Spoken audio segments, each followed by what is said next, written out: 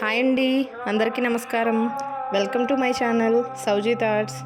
ఈరోజు కార్తీక పురాణం 9వ అధ్యాయం వినేద్దాం రండి. విష్ణు పార్షద యమదూతల వివాదం. ఓ యమదూతలారా, మేము విష్ణుదూతలము, వైకుంఠము నుండి వచ్చితిమి. మీ ప్రభువగు యమధర్మరాజు ఎటువంటి పాపాత్ములను తీసుకొని రమ్మని మిమ్మల్ని పంపేయని ప్రశ్నించిరి. అందుకు జవాబుగా యమదూతలు, విష్ణుదూతలారా, మానవుడు చేయు పాపపుణ్యులను సూర్యుడు, చంద్రుడు, భూదేవి, ఆకాశం, ధనం, జయాది వాయువులు రాత్రింబవళ్ళు సంధ్యాకాలం సాక్షులుగా ఉండి ప్రతిదినం మా ప్రభువు కడకు వచ్చి విన్నవించుచుందురు. మా ప్రభువుల వారి కార్యకలాపములను చిత్రగుప్తునిచే చూపించి ఆ మనుజుని అవసాన కాలమున మమ్ము పంపి వారిని రప్పించెదరు. పాపులు ఎటువంటి వారో వినుడు.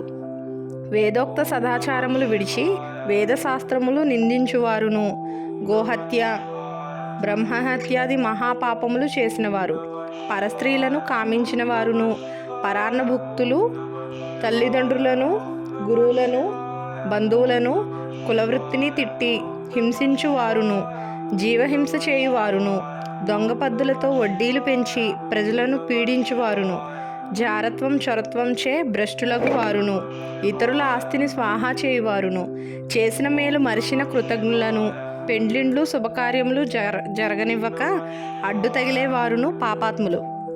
వారు మరణించగానే తన కడకు తీసుకువచ్చి నరకమందు పడద్రోసి దండింపుడని మా యమధర్మరాజు గారి ఆజ్ఞ.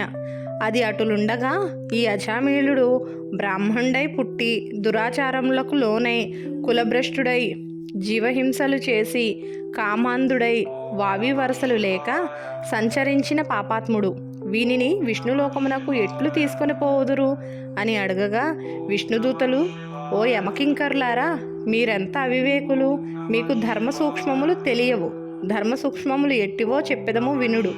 సజ్జనులతో సహవాసం చేయువారును, జపదాన ధర్మములు చేయువారును, అన్నదానము, కన్యాదానము, గోదానము, సాలగ్రామదానము చేయువారును, అనాథ ప్రేత సంస్కారములు చేయువారును, తులసి వనము పెంచువారును, తటాకములను తవ్వించువారును, శివకేశవులను పూజించువారును, సదా హరినామస్మరణ చేయువారును, మరణకాలమందు నారాయణ అని శ్రీహరిని గాని, శివ అని శివుని గాని స్మరించువారును, తెలిసి గాని తెలియక గాని మరే రూపమున గాని హరినామస్మరణ చెవినబడిన వారును పుణ్యాత్ములు.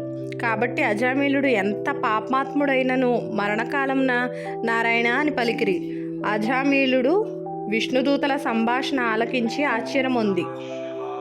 ఓ విష్ణుదూతలారా, పుట్టిన నాటి నుండి నేటి వరకు శ్రీమన్నారాయణ పూజ గాని, వ్రతములు గాని, ధర్మములు గాని చేసి ఎరగను. నవమాసములు మోసి కనిపించిన తల్లిదండ్రులకు సైతం ప్రణమిల్లలేదు. వర్ణాశ్రమములు విడిచి కులభ్రష్టుడనై నీచ కులకాంతలతో సంసారము చేసి తిని నా కుమారుని అందున్న ప్రేమచో నారాయణ అని అంత మాత్రాన నన్ను ఘోర నరకబాధముల నుండి రక్షించి వైకుంఠనముకు తీసుకుని వెళ్ళిపోవుచున్నారు. ఆహా, నేనెంత అదృష్టవంతుడు!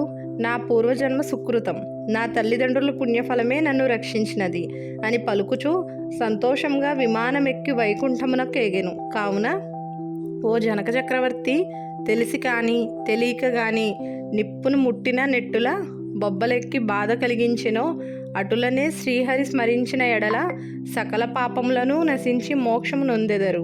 ఇది ముమ్మాటికి నిజం. ఇట్లు స్కాంద పురాణాంతర్గత వశిష్ఠ ప్రోక్త కార్తీక మహాత్యమందలి 9వ అధ్యాయము 9వ రోజు పారాయణం సమాప్తం. ధన్యవాదములు. వీడియో కొత్తగా చూస్తున్న వారైతే లైక్ చేయండి, షేర్ చేయండి, కామెంట్ చేయండి, అండ్ కొత్తగా చూస్తున్న వాళ్ళు సబ్స్క్రైబ్ చేసుకోండి.